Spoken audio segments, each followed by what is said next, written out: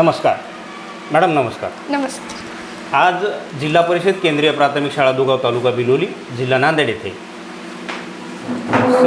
शैक्षणिक वर्ष 2025-26मध्ये इयत्ता 7वी पास होणाऱ्या विद्यार्थ्यांकडून शाळेमध्ये स्वयंशासन दिन म्हणजे स्कूल डे या कार्यक्रमाचं आयोजन केलेलं आहे. या स्वयंशासन दिनाच्या शाळेच्या मुख्याध्यापिका कुमारी ऋतुजा पुयड ह्या आपल्यासोबत आहेत. आपण त्यांच्याशी हितगुज करूया. मॅडम नमस्कार. नमस्कार सर. स्वयंशासन दिनाच्या निमित्ताने आपण आज जिल्हा परिषद केंद्रीय प्राथमिक शाळा दुगावच्या मुख्याध्यापिका झालात. काय म्हणतो तुमचा अनुभव?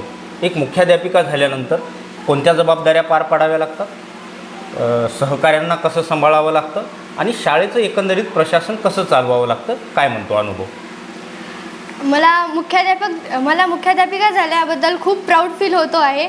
मुख्याध्यापिकाला खूप काम असते, त्यांना अख्खी शाळा सांभाळायची असते. मुख्याध्यापिकाला शिक्षकांचा खूप सहवास किंवा सोबत हवी असते. मुख्याध्यापक पद हे खूप मोठं पद आहे असं मला वाटते. मुख्याध्यापकावर सर्व शाळेची जबाबदारी असते. मला मुख्याध्यापक झाल्यामुळे खूप छान वाटत आहे. धन्यवाद.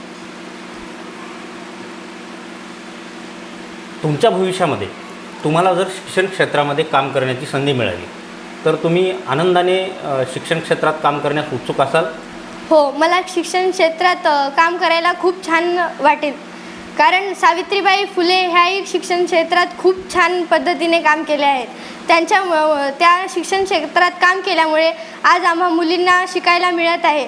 त्यामुळेच आज मला हे मुख्याध्यापिका पद मिळाले असे मला वाटते. आजच्या स्वयंशासन दिनी आपण मुख्याध्यापक आणि शिक्षकांची भूमिका पार पाडत आहात. अशा वेळेला तुमचे जे काही शिक्षक आहेत, मुख्याध्यापक आहेत, यांच्याविषयी काय भावना मनात येत आहेत? मला आज कळालं की शिक्षकांना विद्यार्थ्यांना सांभाळायला किती हार्ड जातं. ते खूप कठीण असतं. विद्यार्थ्यांना शिकवणे, त्यांना सांभाळणे, त्यांना नवीन ज्ञान देणे, संस्कार देणे हे खूप छान असतं आणि विद्यार्थ्यांना शिकवल्यामुळे मनालाही खूप छान वाटतं. थँक्यू.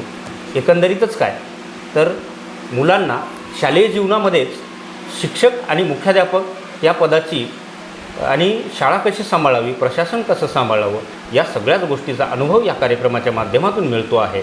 आणि आजची पिढी फक्त डॉक्टर इंजिनियरच होण्याच्या पाठीमागं लागलेत, परंतु या कार्यक्रमाच्या माध्यमातून कुमारी ऋतुजा हिला सुद्धा शिक्षण क्षेत्रासारख्या पवित्र क्षेत्रामध्ये क्रांतिज्योती सावित्रीबाई फुले यांच्या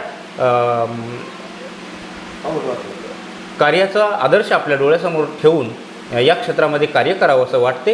ही खरंच अभिमानास्पद गोष्ट आहे. थँक्यू. धन्यवाद.